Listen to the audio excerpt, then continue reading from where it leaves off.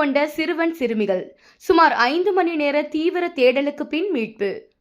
அந்தியூர் அருகே அடர்ந்த வனப்பகுதிக்குள் அமைந்துள்ள கிணத்தடி சோளகா என்ற கிராமத்தில் உள்ள அரசு பழங்குடியினர் உண்டு உறைவிட நடுநிலைப் பள்ளியில் மாணவ மாணவிகள் தங்கி படித்து வருகின்றனர்.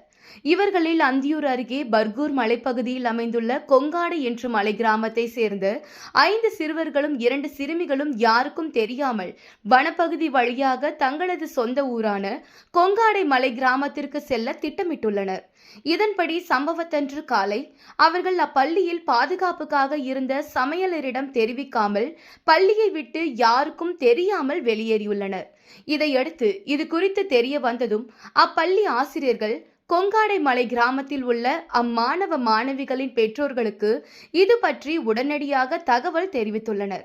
இந்நிலையில் அந்த சிறுவர்கள் மற்றும் சிறுவிகள் வனப்பகுதிக்குள் நடந்து சென்று கொண்டிருந்த போது அவர்களில் 6 வயதுள்ள ஒரு சிறுவன் தன்னால் இனிமேற்கொண்டு நடக்க முடியாது என்று கூறியதாகவும், இதனால் 2 சிறுமிகளும் அந்த சிறுவனுக்கு துணையாக அங்கேயே வனப்பகுதியிலேயே அச்சிறுவனோடு இருந்துவிட்டதாகவும் கூறப்படுகிறது.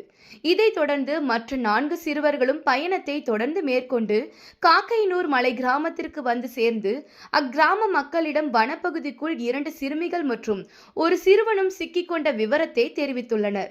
உடனே இது குறித்து வெள்ளித்திருப்பூர் காவல் நிலையம் போலீசார் மற்றும் அந்தியூர் வனத்துறையினருக்கு தகவல் தெரிவிக்கப்பட்டது.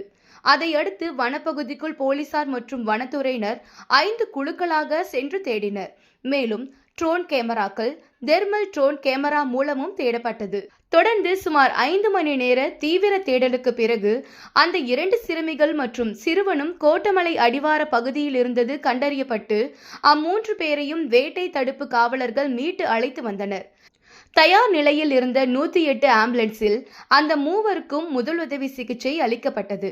ஈரோடு மாவட்ட காவல் கண்காணிப்பாளர் சுஜாதா அந்த 2 சிறுமிகள் மற்றும் சிறுவனுக்கு சாக்லேட் மற்றும் குளிர்பானங்களை வழங்கி இனிமேல் இதுபோல் எங்கேயும் செல்லக்கூடாது என அறிவுரை கூறினார்.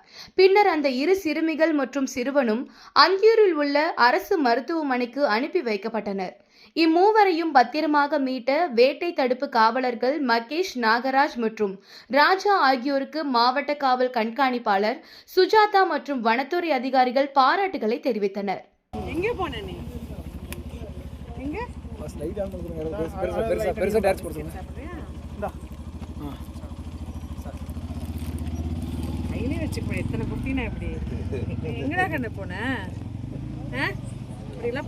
சரியா?